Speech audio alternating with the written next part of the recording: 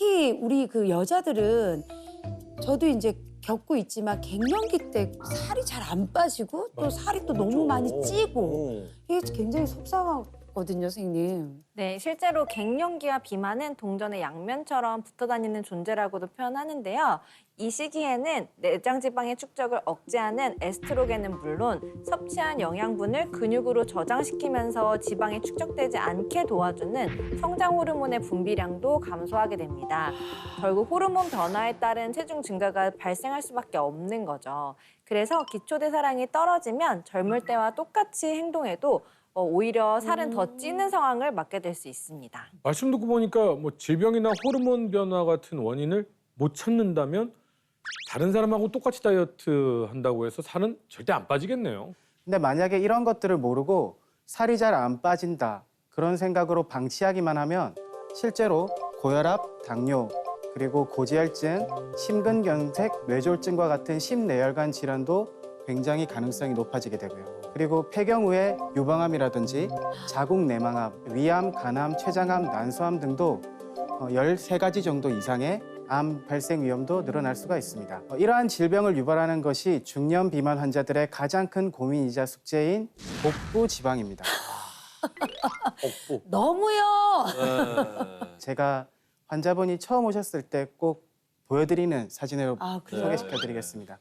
두 사진 같은 경우에는 같은 체중에 비슷한 체질량 지수를 가지고 있는 분들입니다. 파란색 부분은 피하 지방을 나타내는 거고요. 피하 지방. 비슷해. 초록색 부분은 내장 지방을 내장 지방이 다르네. 내장 지방이 너무 차이가 나는데요, 사진 두 개? 네, 맞습니다. 어머머머머. 여기서 주목하셔야 될 점은 두 사진을 비교할 때 내장 주변에 지방이 많은 경우가 관상동맥 석회화 진행 속도가 약 37.5%나 높아졌다고 하고요. 다시 말해서 관상동맥이 점차적으로 딱딱해지고 심혈관 질환이 생길 가능성이 훨씬 높다는 뜻입니다. 체형은 비슷한데 심혈관 질환 발병률은 엄청나게 차이가 나는 거네요. 네.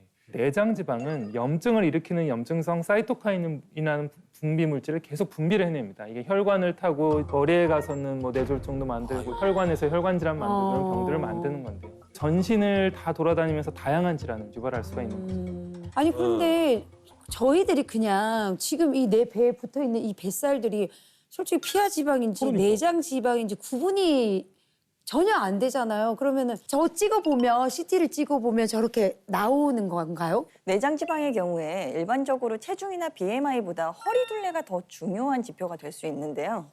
겉모습을 봤을 때 주로 윗배가 많이 나와서 몸통이 올챙이처럼 볼록하거나 배꼽 옆에 피부를 이렇게 꼬집어 봤을 때 배가 나온 것에 비해서 피부가 2cm 미만으로 얇게 잡히거나 안 잡히는 경우 내장 지방을 의심해 볼 수 있습니다. 그럼 전 내장 지방이 없네요. 예? 예? 엄청 잡히거든. 둘 다 있겠지. 둘 다 있겠지. 속이 다 시원하네. 속이 다 시원해.